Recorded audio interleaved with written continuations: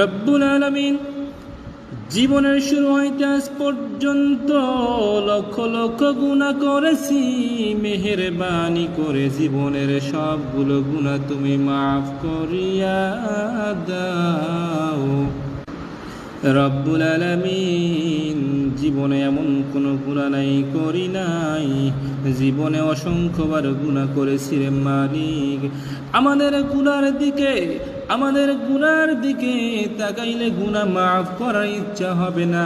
মেহেরবানি করে আমাদের গুনার দিকে না তাকাইয়া জীবনের সমস্ত গুনাহগুলো তুমি মাফ করিয়া দাও। রব্বুল আলামিন জীবনের কানের মধ্যে অসংখ্যবার আজান পড়েছে, কিন্তু তোমার ঘর মসজিদে নামাজের জন্য আসি নাই মাবুদ গো। মেহেরবানি করে নামাজ দেওয়ার বেয়াদবিগুলো মাফ করিয়া দাও।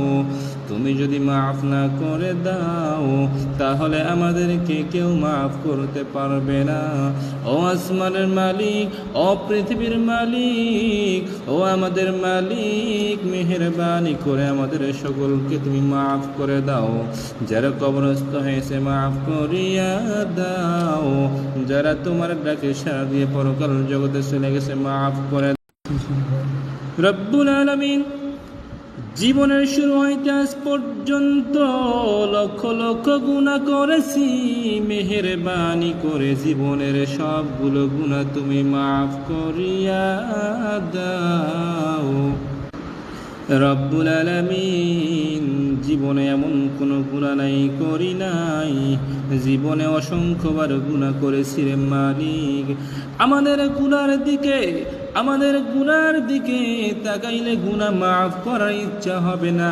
মেহেরবানি করে আমাদের গুনার দিকে না তাকাইয়া জীবনের সমস্ত গুনাহগুলো তুমি মাফ করিয়া দাও।